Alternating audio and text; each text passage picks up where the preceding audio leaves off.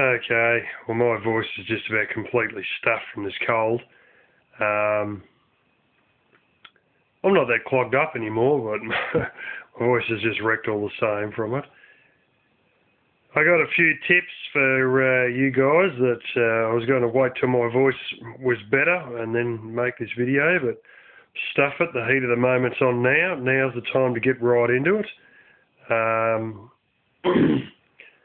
Those of you who may realise there's a lot of people on the hop trying to sign up oil futures contracts and stuff like that, guaranteed prices for a certain amount of years to come and stuff like that, because there's a lot of wild different predictions about what oil's going to do.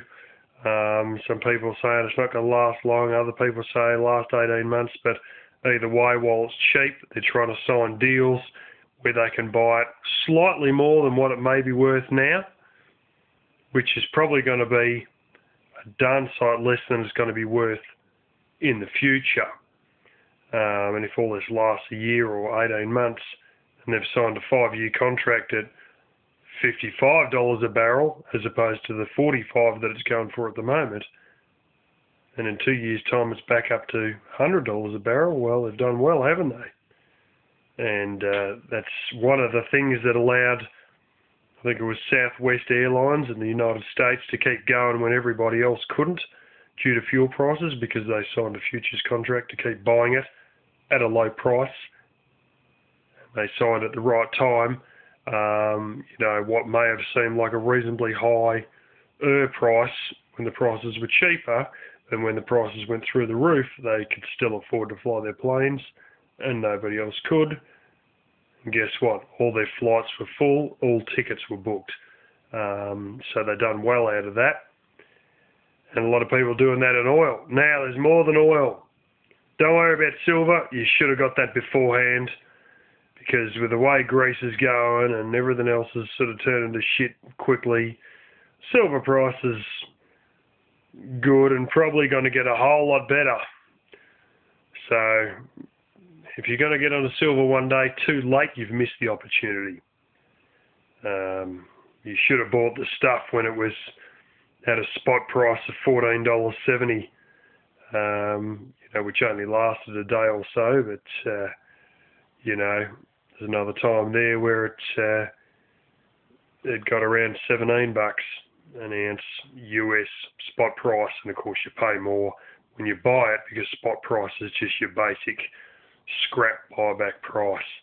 Now, the one that is really worth it, don't fumble ass around and say gonna get around to it, because now is your time to jump in balls and all, is steel. If you want to buy in to any blooming futures things in regards to steel, or quite simply buy mining shares of miners who primarily mine iron ore, such as BHP, which is a very good one.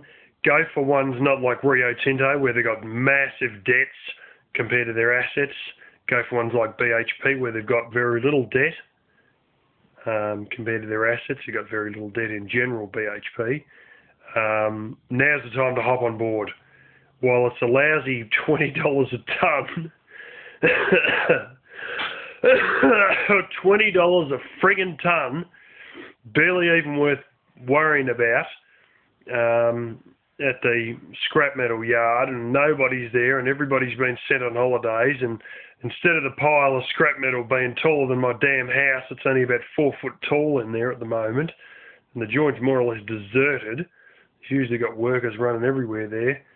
Well, obviously it's taken a hell of a slamming. So your share price will be worth diddly squat for now. Don't stuff ass around. It's not likely to get any lower.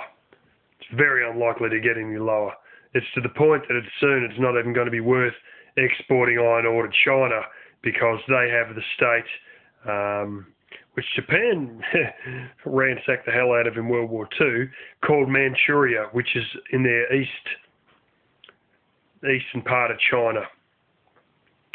and it's basically a desert, but it's very rich in coal, and I think they've got a lot of iron ore there as well, but I know they've got a massive amount of coal, and I assume that's where all the iron ore comes from, because Japan used that in their World War II industries, and the smelter that was the largest smelter China had in the 1970s was one that Japan had built in World War II for making munitions using Chinese resources in China when they controlled a good chunk of China during World War II and their occupation of China there. But anyway, if you've got to get on board with this, don't stuff us around and look at it in 6 months' time, because it could be too late.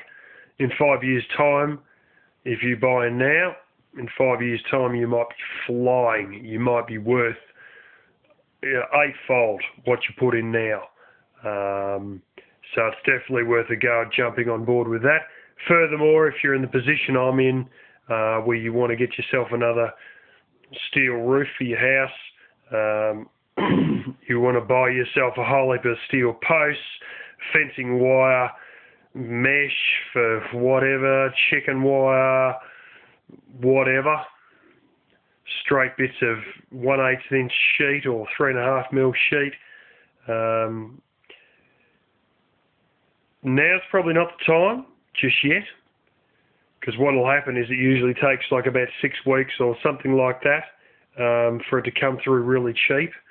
But keep ringing up weekly and asking them the prices are going in there every week, and you'll see when they run out of their existing stocks, the price will suddenly go down because they'll be buying it for bugger all. And some of them will drop their price by maybe a third almost instantaneously.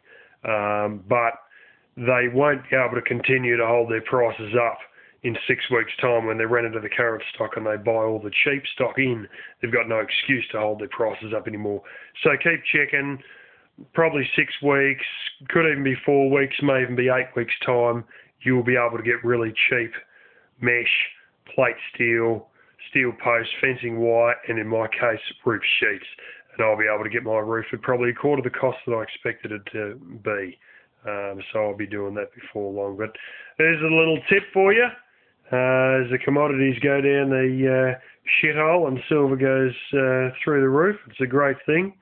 It's the one thing that's both a commodity and an investment metal. That's one of the few commodities that actually gets use in producing electronics that actually jumps in price during